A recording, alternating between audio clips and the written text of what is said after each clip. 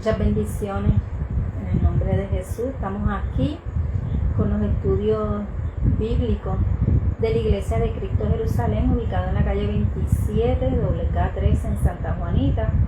Hoy estamos desde mi bendecido hogar, gracias al Señor. Vamos a estar hablando hoy, seguir hablando acerca de los libros de la Biblia. Hoy vamos a tomar 3 libros.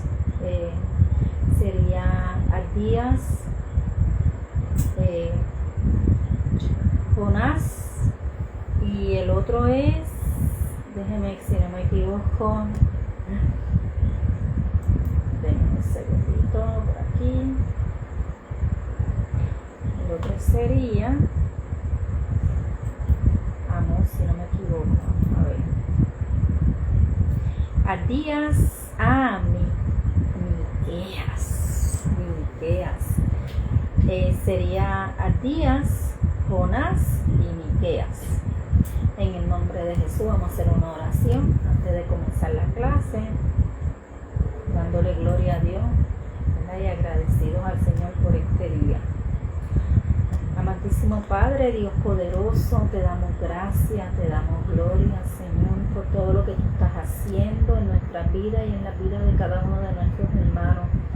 Señor Padre, bendice a todo aquel que va a escuchar esta clase, Señor. Ayúdanos a llevar la clase, Señor, que sea tu Espíritu Santo conmigo, Señor, aquí presente. Oh, aleluya, gracias, Señor. Padre, que podamos llevar esta clase, Señor, para la gloria tuya, Señor, Padre amado, y que todos nuestros hermanos puedan entender, ¿verdad?, el propósito de resumir cada libro de la Biblia, Señor, para que podamos tener esa sed de leer tu palabra, Señor. Te pedimos, Señor, Padre Santo, que si hay alguno de mis hermanos que están enfermos, Señor, que sean sanos en el nombre de Jesús, Padre Santo. Bendice a todo aquel que ha de escuchar esta clase, Señor. Te damos gloria y honra porque solo tú la mereces, Señor. En el nombre poderoso de Jesús. Amén. Amén. Le damos gloria a Dios, ¿verdad? Porque nos permite, llevamos varias semanas hablando acerca de los libros de la Biblia. Y hoy pues vamos a estar con Abdías, Jonás y Miqueas. Así que vamos a comenzar con el libro de Abdías. Yo hice aquí un pequeño resumen. Recordemos que estos son resumen, no son prédicas. No voy a poder traer todo lo que está en los libros, ¿verdad? Porque es un resumen. Amén. Perdonen, le habla la pastora María Lugo Pérez, pastora de la Iglesia de Cristo Jerusalén. Vamos a empezar con Abdías. El tema de Abdías es el juicio de Enoch. Abdías significa siervo de Jehová. Este libro tiene solamente un solo capítulo. En sus primeros capítulos, Abdías profetizó sobre el juicio de Dios a Edom, los edomitas, vecinos del sur de Judá, descendientes de Saúl. Recordemos que Saúl, el hermano de Jacob, tenía parentela con Israel. Sin embargo, eran enemigos del pueblo de Dios, del pueblo de Israel, dando ayuda a otros ejércitos paganos que iban en contra de Israel, y la ira de Dios pues vino sobre ellos debido a ese odio que tenía al pueblo de Israel. Yo hice mi asignación y yo estuve buscando el trasfondo del conflicto entre Israel y los edomitas, y ¿verdad?, como hablamos, esto viene ya desde los hermanos Jacob y Esaú. Jacob, padre de Israel, y Esaú, el padre de Enoch. Esto es la raíz de la enemistad y la rivalidad que comenzó desde el vientre de su madre, ¿verdad?, y continúa a lo largo de su vida. Los edomitas descienden de Saúl, también llamado Enoch, que significa rojo, y los israelitas de su hermano gemelo Jacob. todos, ¿verdad? Sabemos que Dios profetizó que el mayor Esaú serviría al menor, que era Jacob. Esta tensión se agravó cuando Esaú cedió su primogenitura a Jacob por un plato de guiso rojo.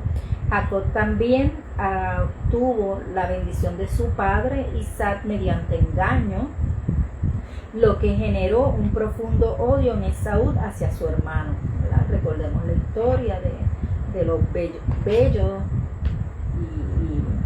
y cómo Isaac, ¿verdad? Bendijo al equivocado. A lo largo de la historia de ambas naciones, la hostilidad fue recurrente, manifestándose en varios momentos. Hermano, esto fue por muchos años. La pelea entre Israel y Nod es vista como una prolongación de la contienda entre Jacob y Saúl,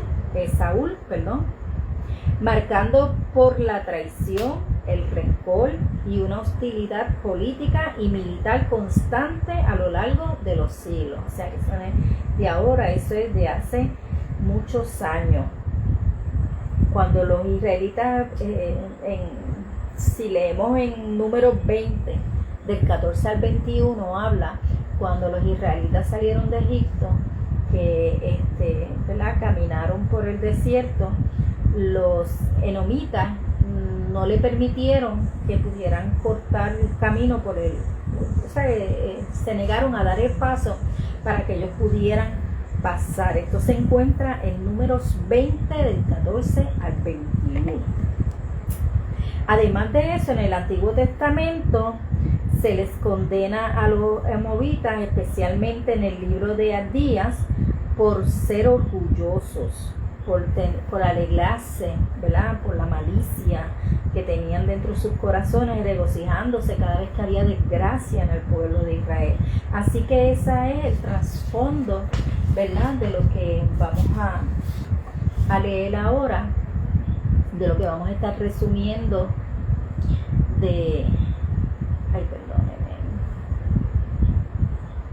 es que no puedo llegar. Vamos a estar resumiendo ahora en el libro de Abdías. Bueno, los moabitas se sentían seguros en sus tierras. Ellos estaban en unas cordilleras rocosas y estaban orgullosos de su autosuficiencia y poder. Pero Dios los abatiría, dice, ¿verdad? El libro, esa fue la profecía.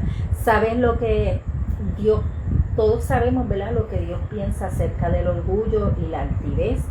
Dios es el enemigo del orgullo y la altivez, ¿verdad?, cuando esas cosas no son agradables a Dios, esas actitudes. En Santiago 4:6 dice, pero Él da mayor gracia. Por esto dice Dios, resistid a los soberbios y da gracia a los humildes. Y en primera de Pedro 5:5, no completo, ¿verdad?, dice, revestíos de humildad porque Dios resiste a los soberbios y da gracia al humilde.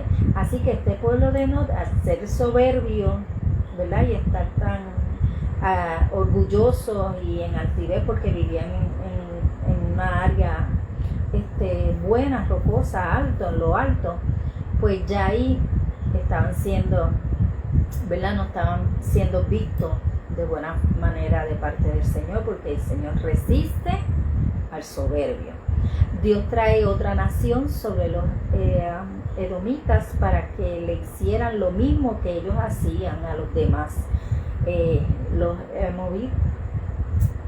edomitas, déjame hablar suave, los edomitas robaban y mataban donde quiera que iban, ¿verdad?, donde quiera que se metían.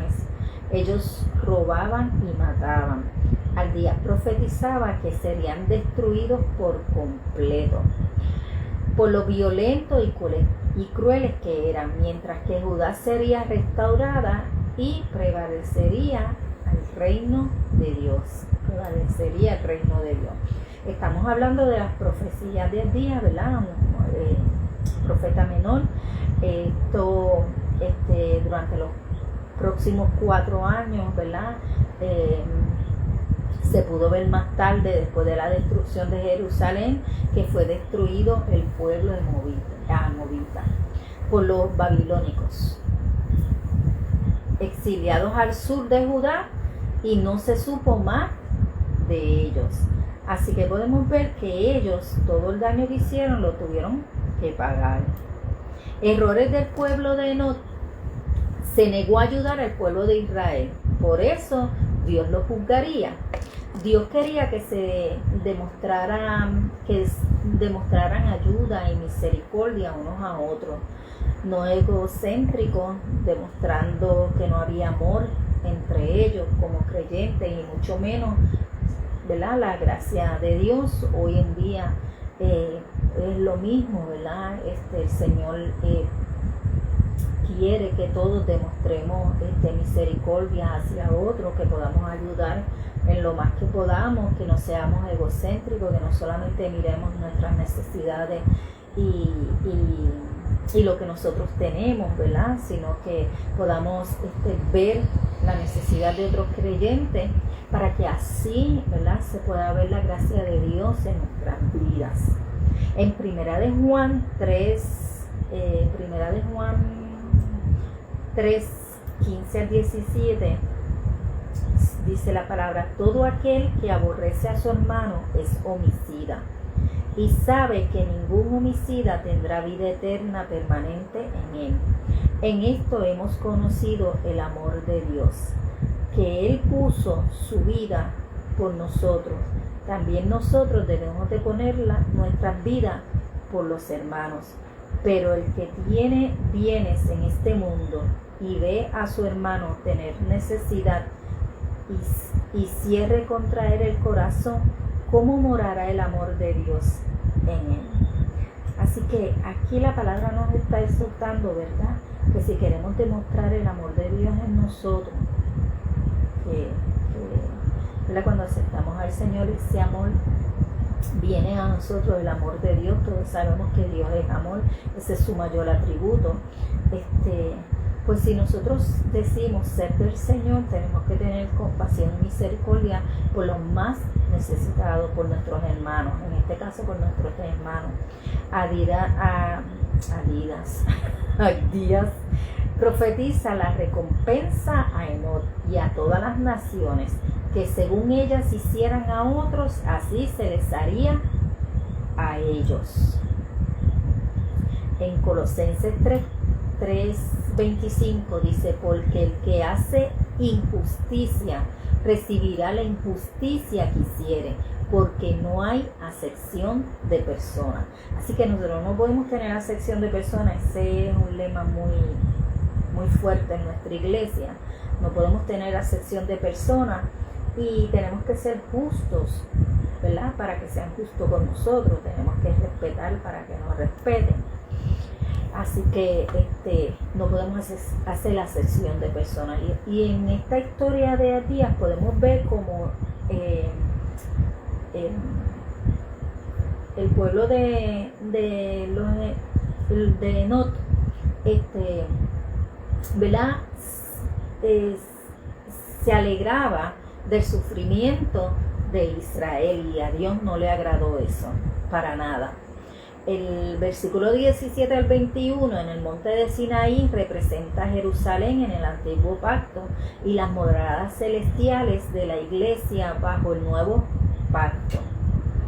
Así que podemos ver que el monte Sinaí representa Jerusalén en el Antiguo Testamento, y las moradas celestiales representan la iglesia en el nuevo pacto. En Hebreos 12 del 22 al 24 nos habla del monte Sinaí y la congregación, los primogénitos de esta que están inscritos en los cielos, Dios como juez y Jesús el mediador del nuevo pacto, su sangre que limpia de pecado, ¿verdad? Eso lo sabemos, la sangre de Cristo es la que nos limpia de todo pecado. La profecía de Juan en Apocalipsis dice que la iglesia que se va con Cristo será librada del enemigo. El propósito del libro del día es revelar el enojo de Dios con Enot por su alegría del sufrimiento de Judá, proclamando la palabra del juicio de Dios contra Enot. Abdías profetiza el resultado final de Not y para el pueblo de Dios Israel liberación en el futuro, en el día de Jehová. Así que ¿verdad? Vemos cómo nuestro Señor Dios cuidó el pacto que había hecho con Israel, y no podía, ¿verdad? El enemigo iba a sufrir las consecuencias de cualquier daño que le hiciera a Israel, y no es diferente en el pueblo de Not, que sabemos que es el pueblo de Saúl, el hermano de Jacob. Así que en el Nuevo Testamento no se refiere a Abdías directamente la rivalidad de Saúl y Jacob también aparece en el Nuevo Testamento. Pablo habla de esto en Romanos 9 del 10 al 13. Pues no había aún nacido, ni había hecho aún ni bien ni mal, para que el propósito de Dios conforme a la elección permaneciese, no por las obras, sino por el llamado. Refiriéndose a Jacob, se le dijo: el mayor servirá al menor, como está escrito: a Jacob amé, mas a Esaú aborrecí.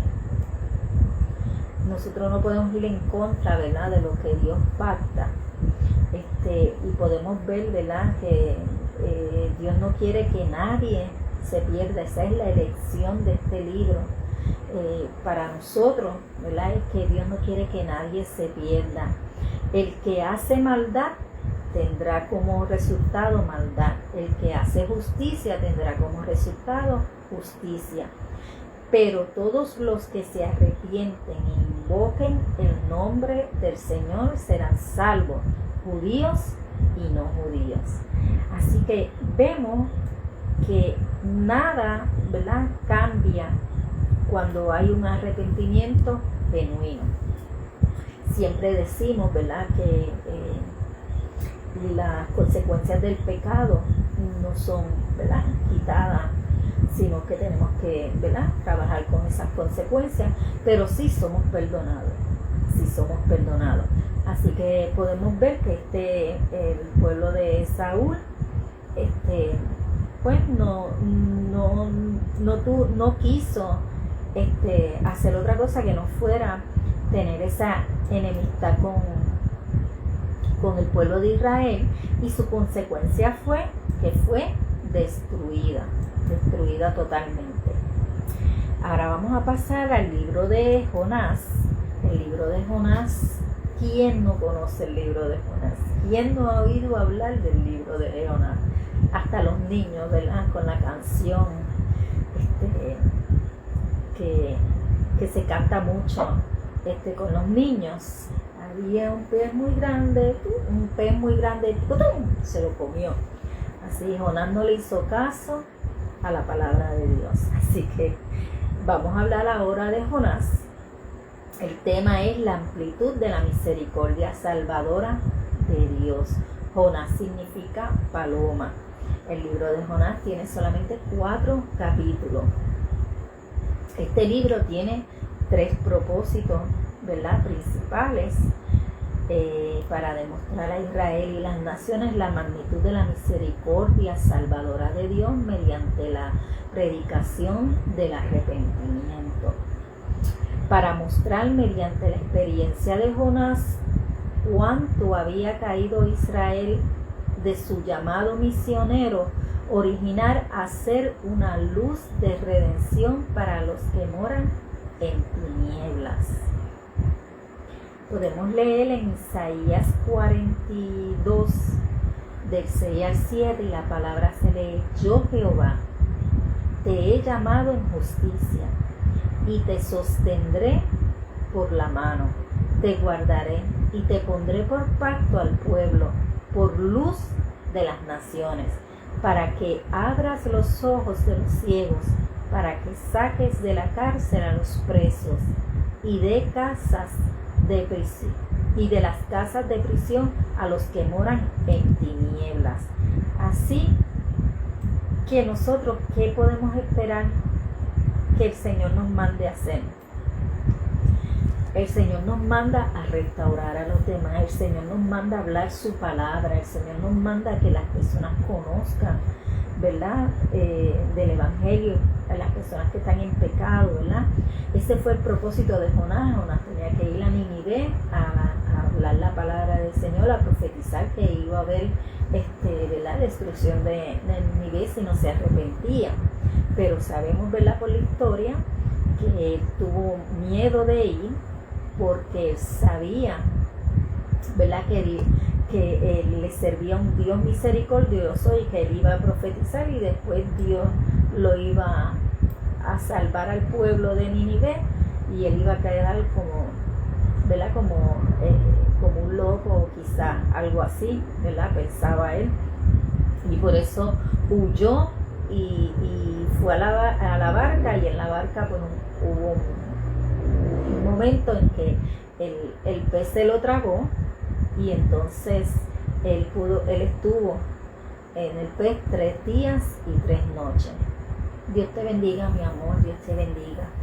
El tercer propósito del libro de Jonás, para recordar a Israel, al Israel descarriado, que Dios en su amor y misericordia le había enviado no solo un profeta, sino muchos profetas fieles que proclamaron un mensaje de arrepentimiento para prevenir el juicio inevitable por el pecado. Sin embargo, a diferencia de Nínive, Israel había rechazado a los profetas de Dios y su invitación de arrepentirse y recibir misericordia. Todos sabemos, ¿verdad?, que Nínive al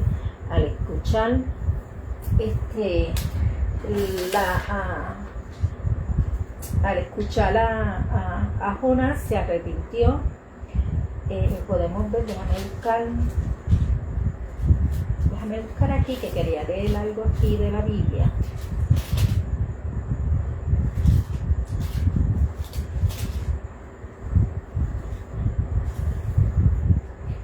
Podemos ver que cuando Jonás entró al pez, él oró al Señor, porque aquí no solamente, ¿verdad?, podemos ver la desobediencia de él a lo que el Señor lo había mandado, como él desobedeció y en su propia opinión, ¿verdad?, hizo lo que él quiso. Entonces ahí cuando el pez se lo tragó, él oró al Señor. Y me gustaría leer esta oración, porque esta oración es poderosa. Se encuentra en el versículo 2 de Jonás, y la palabra dice: entonces oró Jonás a Jehová su Dios desde el vientre del pez, y dijo: invoqué en mi angustia a Jehová, y él me oyó. Es una afirmación, amén. Cuando invocamos al Señor en nuestra angustia, el Señor siempre nos escucha. Desde el seno del Seol clamé, y mi voz oíste. Me echaste a lo profundo en medio de los mares, y me rodeó la corriente, y todas sus ondas y sus olas pasaron sobre mí. Entonces dije: desechado soy de delante de sus ojos, mas aún veré su santo templo. La confianza, ¿verdad? Él confiaba que iba a ver su santo templo, muriera o viviera. Las aguas me rodearon hasta el alma. Rodéame al abismo. El abismo. El alga se enredó en mi cabeza. Descendió a los cimientos de los montes. La tierra echó sus cerrojos sobre mí para siempre. Mas tú sacaste mi vida de la sepultura, oh Jehová Dios mío. Cuando mi alma desfallecía en mí, me acordé de Jehová, y mi oración llegó hasta ti en tu templo. Los que siguen vanidades y lujurias, su misericordia abandonan. Mas yo, con voz de alabanza, te ofreceré sacrificios. Pagaré lo que prometí. La salvación es de Jehová. Y andó Jehová y mandó Jehová el pez y vomitó a Jonás en tierra. Amén. Lo vomitó en tierra. Y dice que vino palabra de Jehová por segunda vez a Jonás diciendo: levántate y ve a Nínive, aquella gran ciudad, y proclama en ella mensaje que yo te diré. Y se levantó Jonás y fue a Nínive, conforme a la palabra de Dios. Eso quiere decir que no podemos desobedecer a Dios, tenemos que, ¿verdad?, caminar según el Señor nos haya hablado. ¿Por qué? Porque, como dice la misma palabra, no importa dónde nos escondamos ni dónde estemos, allí el Señor nos va a buscar. En Mateo 12, 39 al 40 dice: la generación mala y adúltera demanda señal, pero señal no se será dada, sino la señal del profeta Jonás. Eso es, ¿verdad?, Jesús hablando. Porque como anduvo Jonás en el vientre del pez 3 días y 3 noches, así estará 3 días y 3 noches el hombre en el corazón de la tierra. Los hombres de Nínive se levantarán en el juicio con esta generación y la condenarán, porque ellos se arrepintieron a la predicación de Jonás. Y he aquí más que Jonás en este lugar. O sea, más que Jonás, nuestro Señor Jesucristo. Y él decía: quieren señales, señales no tendrán. Pero al igual que Jonás, que estuvo 3 días, estaba hablando, ¿verdad?, que iba a morir.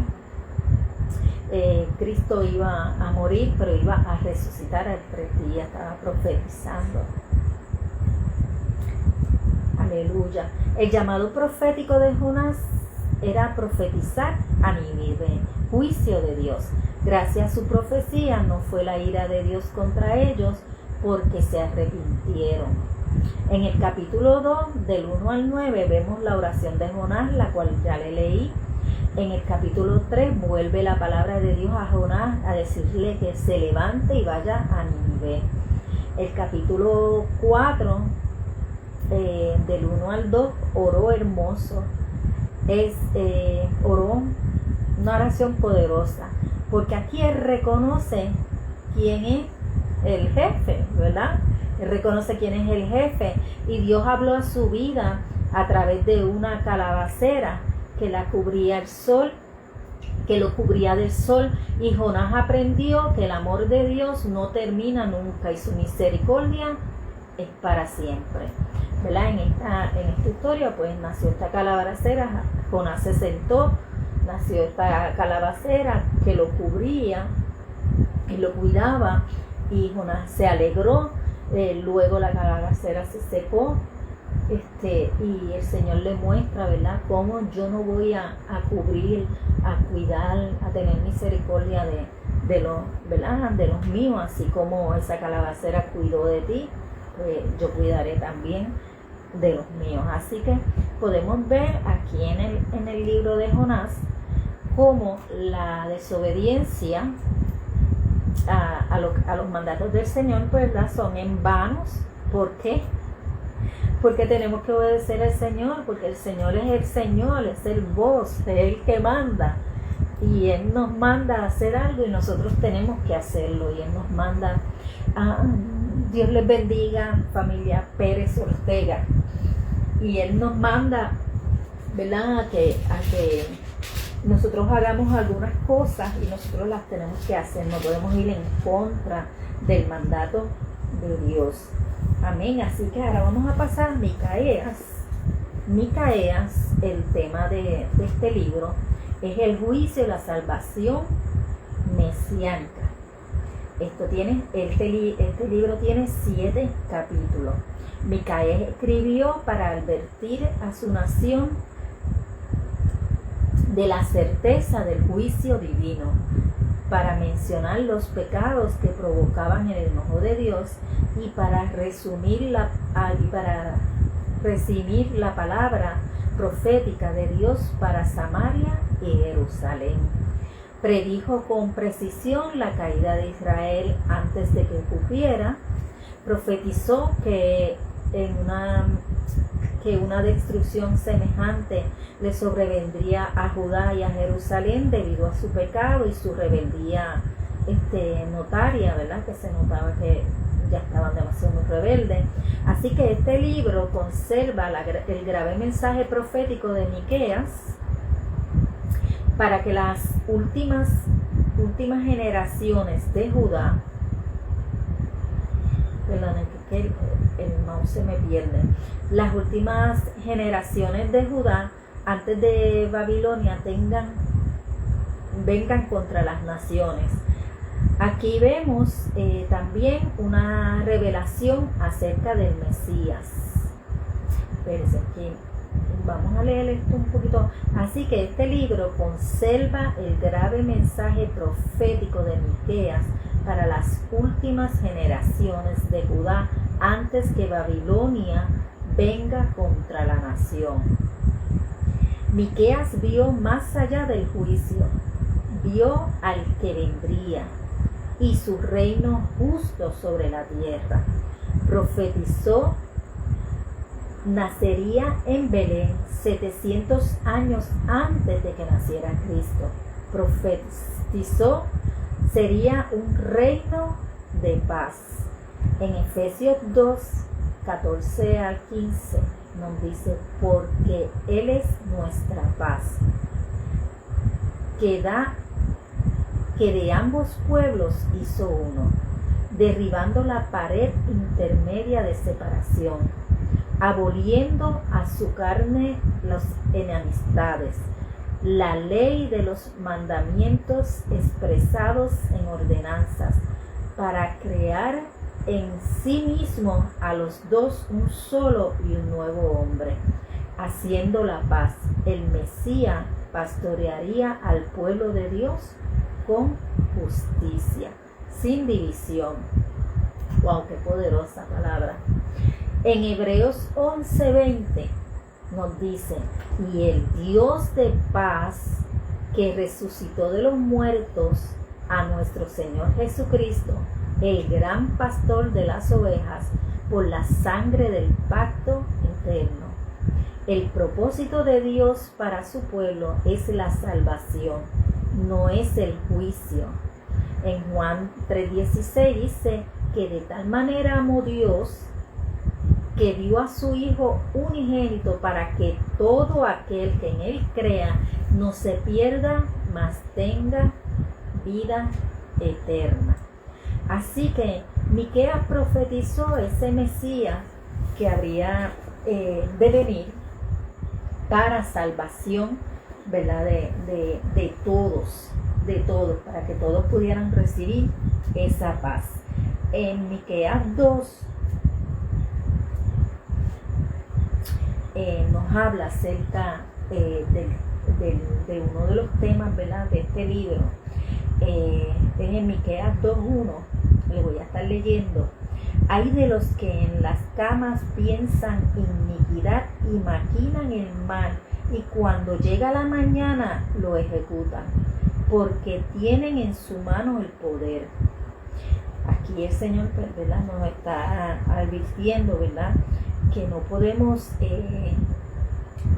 hacer juicio sobre ciertas personas,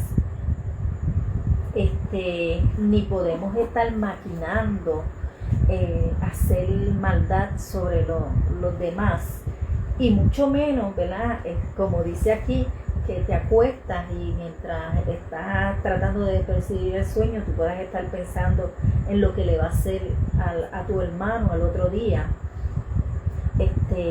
Así que podemos ver cómo el libro de Miqueas, al hablarnos acerca del juicio y la salvación del Mesías, nos está dando una enseñanza, ¿verdad?, de cómo debemos de tener nuestros pensamientos en paz, donde no deberíamos tener enemistad con nadie, mucho menos con nuestros hermanos, ¿verdad? Miqueas hablaba mucho del juicio que habría de venir a la tierra, pero también profetizó acerca de ese Mesías que iba a nacer en Belén. Y así fue. Y ese Mesías, en su profetizaciones, decía que ese Mesías era el que iba a traer la paz, sería el que traería ese reino de paz. Y sabemos, ¿verdad?, que Jesús es el príncipe de paz. Sabemos que cuando venimos a los pies de Cristo, lo que comienza a pasar en nuestro interior es que comenzamos a sentir liberación y comenzamos a sentir paz. ¿Por qué? Porque a eso vino el Señor. El Señor vino a buscar a lo que se había perdido, vino a darnos la salvación, la libertad, a entregarnos esa paz que el enemigo nos quiere robar, y nosotros tenemos que clamar al Señor. Y en estos días yo he estado leyendo varias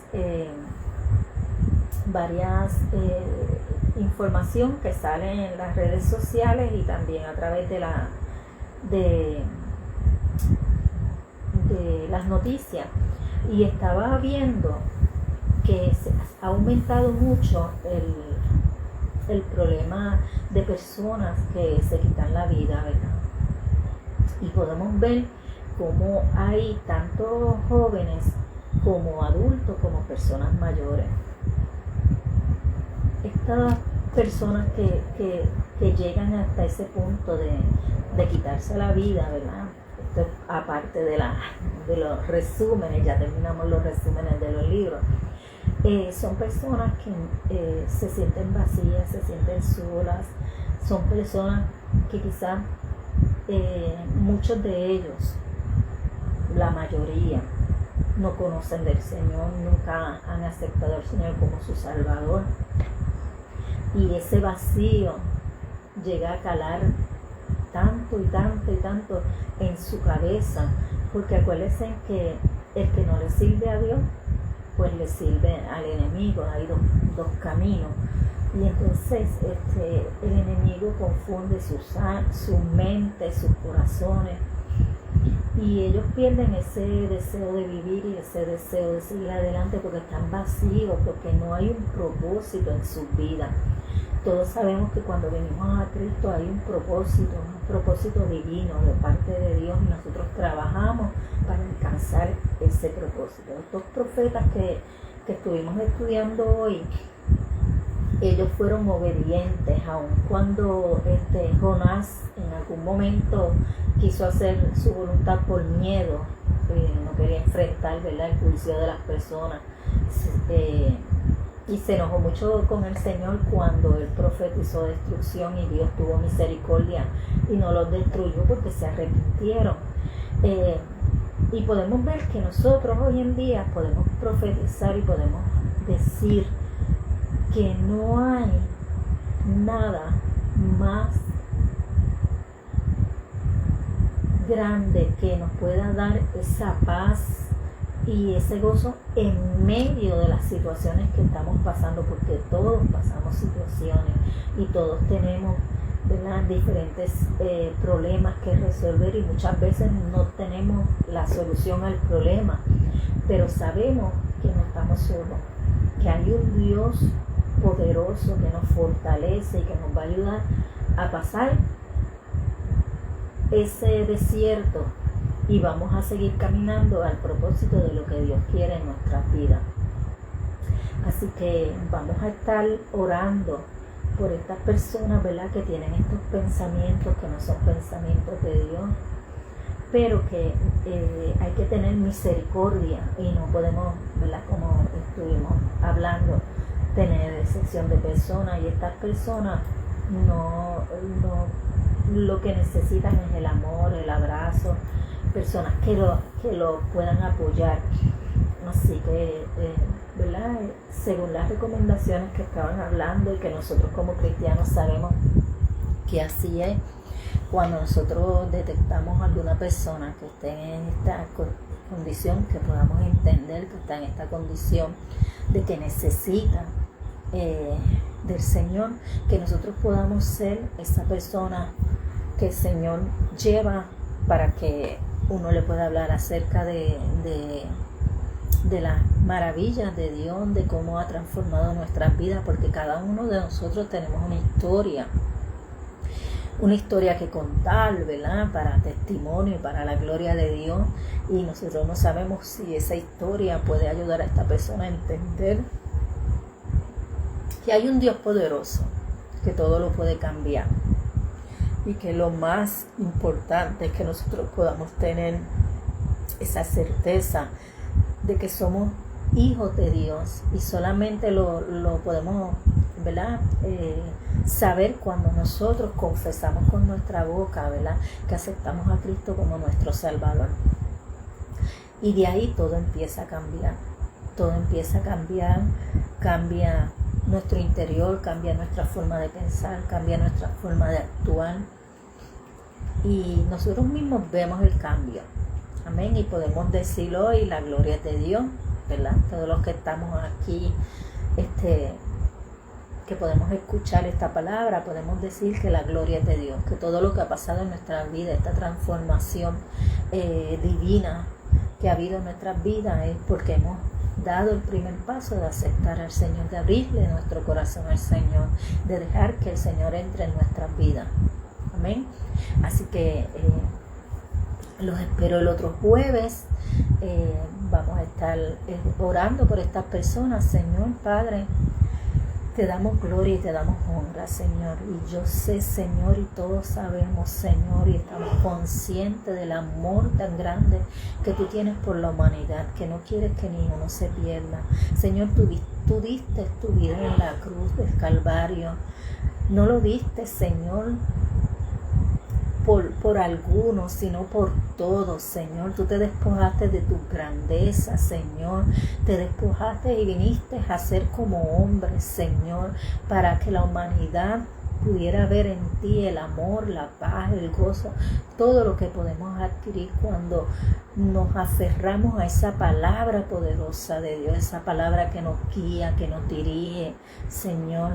Gracias, Padre, porque enviaste al Espíritu Santo, Señor, porque nunca nos has dejado solos, Señor.